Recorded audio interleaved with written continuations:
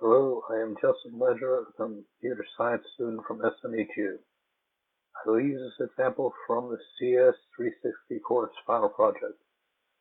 We see code Java from Android Studio. Starting with the main code, we see a package which organizes the source code and resources,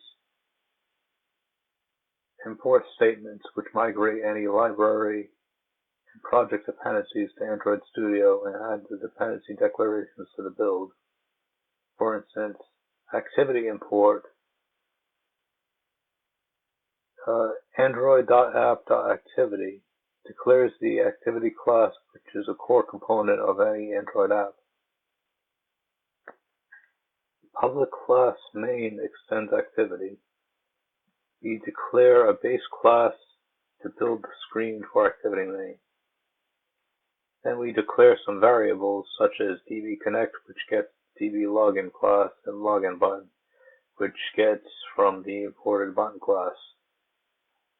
Override tells the compiler that the method overrides the superclass method, which in this case is protected void on create. Nullable indicates that a variable parameter or return value can be null. Bundle save instance state means activity can restore itself to a previous state using data stored in that bundle. Super.onCreate, we tell it to run the parent class onCreate function in addition to your override of the onCreate method. Next, the setContentView function means to use the activity main XML file. Now we use findViewById to assign a view from the XML layout by its ID to the variables that we defined earlier. New dblogin creates an object of the dblogin class. Login button.setOnClickListener allows us functionality for when the login button is clicked.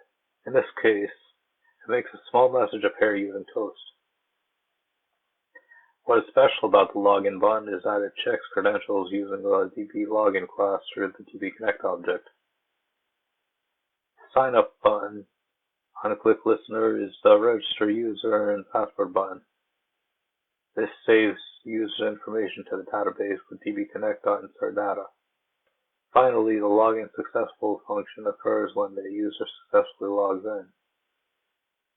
The function asks for permission to send an SMS, and then if the OK is given, it pretends to send an SMS and then jumps to the second activity. If the OK is not given, it still jumps to the second activity. So as for enhancements, a database for the second activity needs to be created, similar to dblogin, but used to hold information from the inventory screen. Further enhancements for the inventory screen include additional variables, some visual changes to the XML, and scrolling functionality, which I will have to research. For data structures, I can add an array or linked list, and I think there was already an array, to hold the inventory information. Currently, the inventory uses recyclerView, which is a class that holds a few variables. For instance, I could add additional variables to recyclerView and they would show up on the app. Moving over to the dblogin class, we see the package imports and class definition. The class extends SQLite, which helps to manage database creation. Next, we override a couple of functions where onCreate creates a table of all users, with each user having a login and password.